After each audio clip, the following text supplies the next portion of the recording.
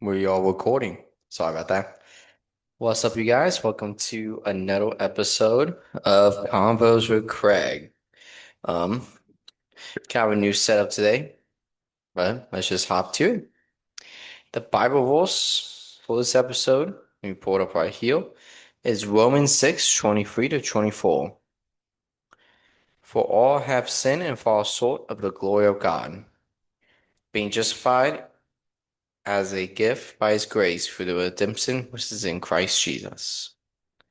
Romans 6:23 to 24. So in this episode, it's Michael Jackson themed to celebrate the release of the Michael Jackson biopic. So I'm gonna give a spoil-free review of it, doing movie review today. And also, there we go. And also, I'm gonna talk a little bit about Michael Jackson music, give my some of my top favorite songs, and we'll go through more. Before, so we'll start with the Convos Sports Corner. So for the Convo Sports Corner today, we'll talk about a little bit about some playoff action that's been happening. So the Anaheim Ducks, which is my favorite hockey team, is right now going against the Orioles, and they are currently the Ducks are on a two-game winning streak. So it's obviously best of seven, similar to the NBA. So the Orioles won the first game, the Ducks won the second and third game. Now they're going to game four, and if the Ducks win 4-5, they move forward in the next round. Definitely, this has been the first year I really followed hockey seriously. And it's been fun. It's been fun to follow more closely and see how it works, learn more about the teams. But, they're doing pretty good in the playoffs. Let's hope that they keep that trend going. The Rockets, let me see if I can on not doing oh, sorry, looks like I accidentally ended my recording that I was doing for the podcast. There we go. Right. Now the Rockets aren't doing the very best when it comes to the playoffs. I'm pulling up the playoff record, I believe. Yeah, right now they're 3-0 against the Lakers. So if they use one more game, that's it. It's just we have the talent. Like we can win the games. We're just not finishing it. Like Lakers have many good players out. It's hard time to be a Rockets fan. Let's hope that they can pull through in game four, but we'll just have to see what happens with that. And the Texans had the NFL draft this past couple of days. The draft's ending today as of this recording. And I apologize for getting this episode out a little late. It's just been a busy week. But, finish the week strong with this new episode for you guys. So the Texans, let me go through all the draft picks in order. So I'm pulling it up right now. Um, they did do a trade up in about in the first round. They traded up two positions to pick up. I have it right here. There we go. I'm gonna mispronounce the names, but so far we got a defensive guard, a tackle, a tight end, a middle guard, a linebacker, and a couple of linebackers, and a wide receiver. So I was hoping for O lineman, and I really was. I think, but I'm not mad about this draft class. Our defense is getting stronger. Some extra things on offense that we will need. I was just really hoping for some more linemen, but hopefully this continues to have it strong, and we get to see. Because the Texans, we have the best defense. Like we gotta win. Something's gotta change. But overall, I thought it was a very fun draft. I will say this. I always forget in the NFL draft how in the later rounds the players just get announced. Like they don't do the special thing with the GM. Oh, with Roger Goodell, I mean. So I was trying to watch it today on the way home, but they was just saying, oh, it was like round 4 and 5. They were just saying, oh yeah, this person got picked and this person got picked, which was understandable for the later rounds. But overall, exciting stuff happening. We'll see what happens. Let's hope the Texans can. This is what they need. Hopefully, this is we can get some more good offensive linemen this offseason. But either way, we're gonna move forward to the main topic of this episode, Michael Jackson. So for Michael Jackson, we're gonna do three good things, but it's the three good things. We'll do three top Michael Jackson songs because he has like the best music of all time. So I'm gonna go through them together. I gotta say, one of be my three favorites, top three favorite songs, and not in any particular order. My gotta go with Billie Jean. I mean, you can't not have Billie Jean up there for one of the best songs that he has. And that's just one of my personal favorites of his. And so I gotta say, you gotta be starting something, and don't stop till you get enough. Definitely, I know those songs. I'm sorry, there's a cat trying to come up here by me. Those songs are definitely like, I don't know. I'm trying to find to describe them, but I can't describe them pretty good. But those are just my top three favorites. Don't don't stop till you get enough. You want to be starting something in Billie Jean.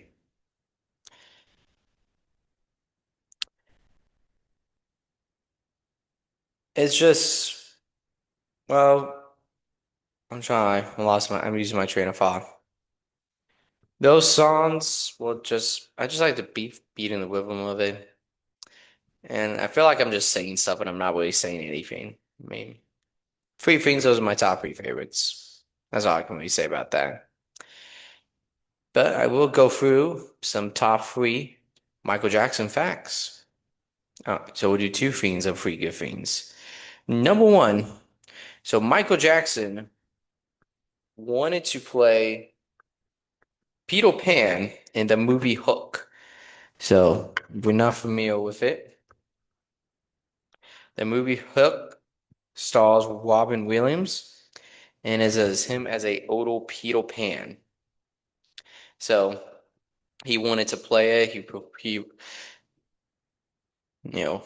approached Steven Spielberg for the role, but Steven Spielberg. Oh, sorry. Yeah, I'm gonna put a pause in the episode real quick, and we'll be right back because I gotta take care of something real fast. Thank you. We are back. Apologize for that delay. I was trying to film outside and record outside, but it just wasn't working out. Um, so back to what I was saying, three interesting facts about Michael Jackson. Yeah, he posed Steven Spielberg, but Steven Spielberg ultimately decided against him being in the role just because the story was for Odo Peter Pan for the movie Hook. So that's one thing about, one fun fact. Another fun fact, he was also almost Spider-Man. Like in the 90s or 80s, he was trying to get the film rights for Spider-Man so he can play Peter Parker. And I keep on saying and a lot. Ultimately, he was trying to do that. Well, backed him up. It just nothing really got off the ground for it. It would have been interesting, but at the same time, I'm kind of glad he wasn't Spider-Man because if he would have been Spider-Man, it would have completely changed the superhero movie genre the way we have it. And with Tobey Maguire being the full Spider-Man in a major motion picture role, that helped get the movies that we have and enjoy today. So I am glad that. And also hook, I'm glad as Robin Williams. Like Michael Jackson's a talented person, but also I'm glad that the projects worked out the way they did. Another interesting fact is that in Disneyland and Disney World, he was in a show called Captain EO. It was a 40 show. He played a fictional character called, well, Captain EO. It was directed by George Lucas, and it ran for many years across multiple Disney parks. Main homes were Disneyland and Epcot. Some other homes in Disneyland Paris. But what got that started was Michael Eisner, who was the CEO of Disney at the time. Him and his son were walking around Disneyland, and his son said that Disneyland was too kiddish. So they saw him think of ways to bring more younger adults and teenagers to the parks. And one thing was Michael Jackson at the time was, the biggest star. So they figured, oh, let's put him in a 4D film. And it worked out and created one of the best 4D films we have seen in a Disney park in recent days. Now, to the main topic of the hour, the review of the Michael Jackson biopic, Michael. This movie is one of the greatest movies I've ever seen. It is phenomenal from start to finish. Um, so I'm gonna do a spoiler-free review. Well, there might be some spoilers in it, but it's really a story of Michael Jackson's life. So if you don't know a lot about Michael Jackson, then yeah, it'll get spoiled. But ultimately, the movie begins, with as the Jackson 5 are starting off in the 60s. His early stages of his career, and you really see how that got started for him at that young age, his interactions with all the different people in the music industry, and they're just blown away. You see a lot of his father, who you you see like how he mistreated them in their early lives, how much pressure he put on them, how much demand he had physically, well, not demand, how he got physical with the belt. Why is it? Basically, just like he hit his kids with the belt. I don't know where I was going with that, but but Billy builds into like how he didn't have really much of a childhood, and how he always had that. You see how he always had that childlike wonder and the attitude and mindset of a child throughout his entire life. So the first about like 20 minutes or so of the movie is of that 60s era of the early stages of Michael Jackson. But then the rest of it is of, him in the late 70s to the late 80s, to the early 70s to late 80s, I should say. About his final years with the Jacksons, the music group, up into, you know, 98 with the release of Bad. This movie is, well, I like that a lot. It definitely is, a two-part film with the way they have it structured. Originally, it was going to be one longer film, but due to some, legal stuff, they decided just to go with the early stages of his life. But with some new stuff with Michael Jackson's life and his story being released, and also with how successful this one is, this is part, they all greenlit part two. But even though obviously they don't tell the full story of his life, if they just stop here, the movie still stands on its own because it shows you how he got to be, fully independent and fully solo.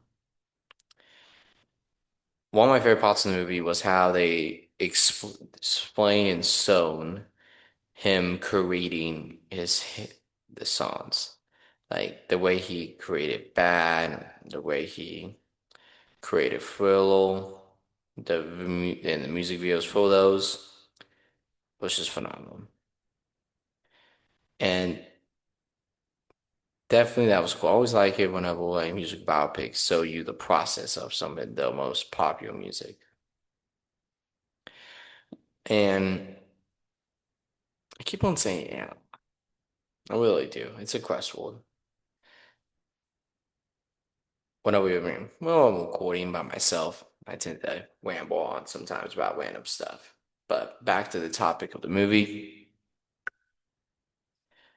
you definitely see like even when he gets into being a young adult in the 80s, how he still has the mind of a child with the things he buys, the way he behaves, the type of shows the movie he watches, which is pretty, which is interesting to see.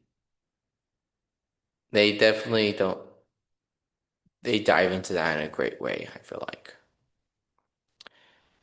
And one thing that was interesting to see was the details of what of the Pepsi commercial incident, like the way you the way you see his family reacts to it, his dad specifically. But I'll talk more about his dad and the role of that in a second. But it shows you like how eventually, he didn't take pain medication, but how his scalp was born, and how that led into him like always being in pain, and how that led to him, ultimately needing to, well, having a lot of pain and using medications to deal with it. And lays the groundwork for how eventually he became too dependent. His body became too dependent on it as he got older in life because of all the start of his, physical pain with his health being born. Some highlight actors in the movie. Um, Coleman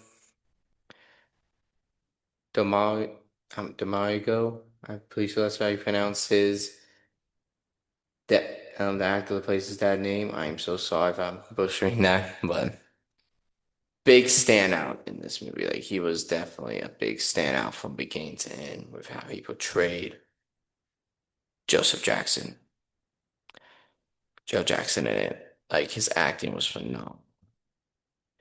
Like when this man got, mad in the movie, you felt how intense that was. You you felt his presence in the scene, if that makes sense. I don't, like towards the end of the movie, whenever Michael, well, okay, it's not really a spoil. I mean, it's Michael Jackson's life. Whenever he's on days and says that him and his brothers are not going to be together in a group anymore, like you felt that tension, like as Mike was about to say it, and you felt like figure out how's his dad going to respond. At least that was on the edge of my seat for how they did that. Like that was one of my favorite parts of the movie. Jafar Jackson, first time ever being in a movie role, but phenomenal. He did a great job portraying his uncle in it. He did a great job with the choreography, the singing, which I know the singing wasn't just his voice, it was a mixture between his and Michael Jackson's voice, which I felt like it was good. It was done very good. Like the way, not only just the dance moves, but the way he talked, the way he walked, his trying to, his body language and his behavior was definitely like Michael Jackson, his uncle. Like if that man does not win an Oscar for this movie, I don't know what they're even doing. Like, yeah, it was so good. So good. I don't really have too much criticisms really of the movie. I mean, it's of the early stages of his life. They use the music and within the score of the movie, they use it. They sometimes you have background songs, but they use Michael Jackson, Jackson 5 background songs, which is good. I know in the Elvis biopic they did like a lot of mono songs sometimes in the background, which I wasn't a fan of them doing that in the Elvis biopic. I mean, it's Elvis Presley. Like you didn't need to do that. Obviously, there's a lot they left out of the movie. A lot of the reviews is of some of the allegations and some of the negative reviews is critics and them not including the allegations of the things that happened to him later on in life. With they filmed scenes addressing that, like this movie was supposed to be twice as long, but due to legal reasons, they couldn't keep it in. And those stuff that were released for Michael Jackson in the files, and you kind of and see like the details that you know he didn't really do some of the thing he didn't do the things he was accused of. At least that's what it appeals to be. Yeah, that's what it looks like 100% like missing 100% like you know that people like it's very interesting like stuff like you see the background like there was a phone call of Michael Jackson like right before his passing and of him being scared of someone. Anyway, I can go down that rabbit hole already. But then you say like some of the people closest to him, like Macaulay Culkin, basically said like a lot of stuff they accused him of was not true. But they're all gonna address that stuff in the second part of the movie because it's gonna be from starting when the movie left off to the end of his life. And the movie, I keep on saying man, like probably nickel for every time I said that. And that's what the negative reviews are. I'm going down rabbit hole again. The negative reviews are essentially that they didn't include that, but they were going to include it, but then they couldn't include it. But now with the stuff that was released with the Epstein files and the stuff that leaked what actually happened with Michael Jackson, that a lot of the stuff he was accused of didn't happen. They'll definitely include that now in the sequel. Yeah, that's what they are. It's gonna pick up why this one left off and to the end of his life, which the movie actually ends with his story continues. I'd be very surprised if this movie does not make a billion. If it does not make a billion in the box office, I'm gonna be so shocked if it doesn't. I mean, if there's any movie two, it'll be this one. But overall, I'll give it like a 9 out of 10, 10 out of 10. It's very close to perfect movie. It hits all the points. You definitely got to check it out if you have not seen Michael. It is phenomenal, phenomenal film. But now, let's move over to our next segment. It's how Craig Paul will fix it.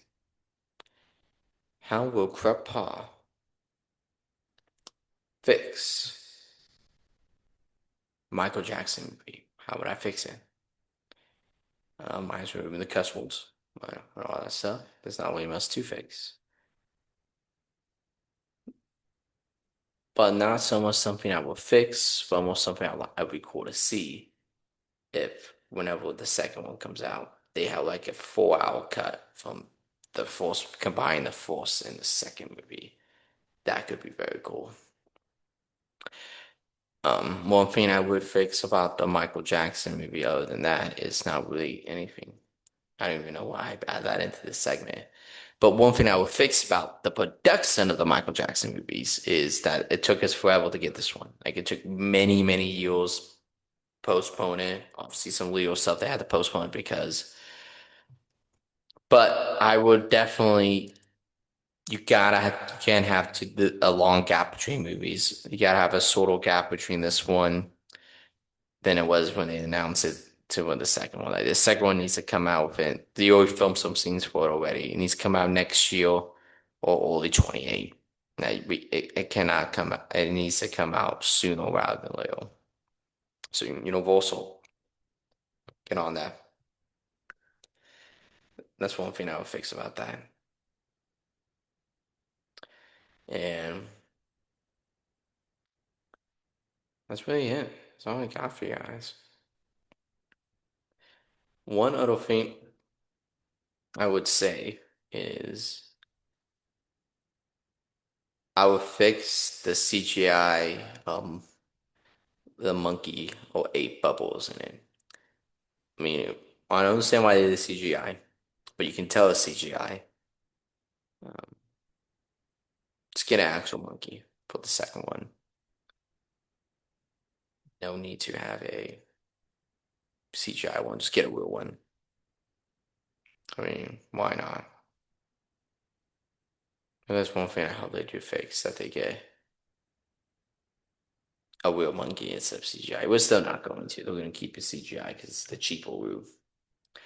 But if it was me, I will. I would prefer it to be an actual one. But that's all I got for Michael Jackson for this episode. And let me check my list of topics. And if you haven't already, please subscribe. Please be sure to follow us on Convos on social media. Helps me out a lot. Tell your friends, share with the people, all that good stuff. Now, I know it's kind of segueing away from the main topic of this episode, Michael Jackson.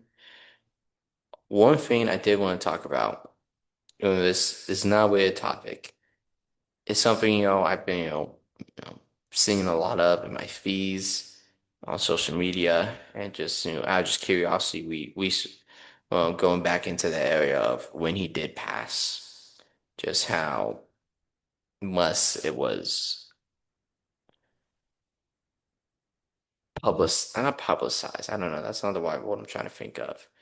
But needless to say, a lot of money was made within his passing. A lot of money was made.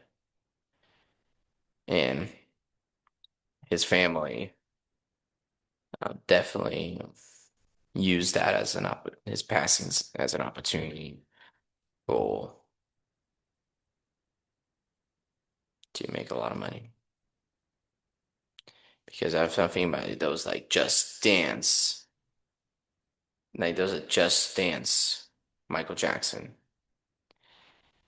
That was a Just Dance, you know, immediately after his death. I don't know. I know I keep on saying Just Dance,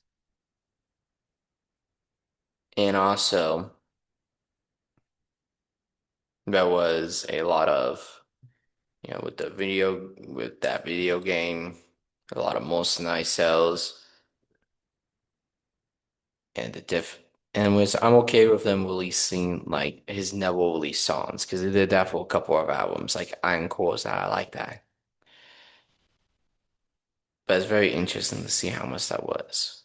Whereas, I like I'm not saying the Just Dance game was bad, or the different things like that, or the This Is It movie that documents and reels because I think those are celebrations of him, of his dance moves, of his career on the unreleased albums. But it's just sad that all that stuff, which is good stuff, happened in his passing that he wasn't able to manage, but it was just his family managing it. So, he didn't, get that celebration of that enjoy that part of stuff in his career throughout his life. Which I would say that was the saddest thing. I remember like I also resourced like stuff detailing his death and what the doctor did. It's just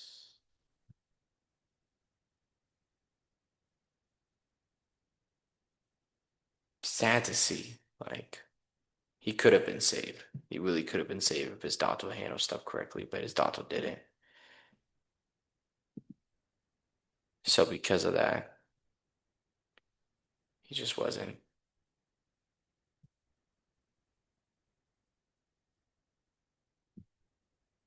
This is sad. But I'm sorry, I just got a notification saying that I'm almost out of stores completely on my laptop. This is crazy. I'm trying to, because right now, I'm trying to figure out a way to not lose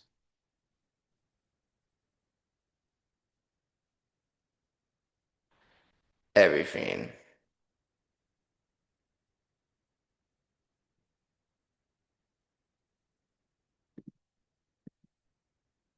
See, I'm trying to.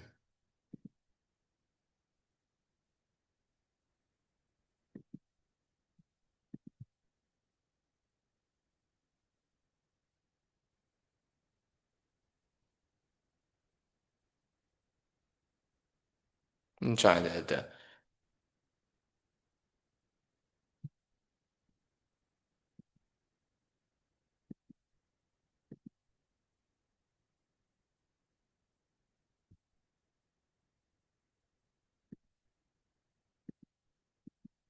trying to save storage on it because it said I am almost. This is crazy. I'm gonna have to organize this and try to get some more iCloud space.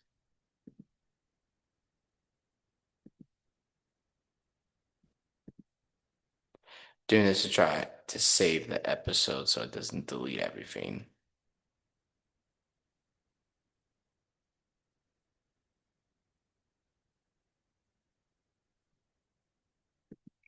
But we'll see what happens. Hopefully it saves the episode. But if not, then I'll release the audio version only. Um, that's really it I have for you guys today. I know it's not as long as an episode as I would want, but I appreciate you guys. Thank you so much for coming on.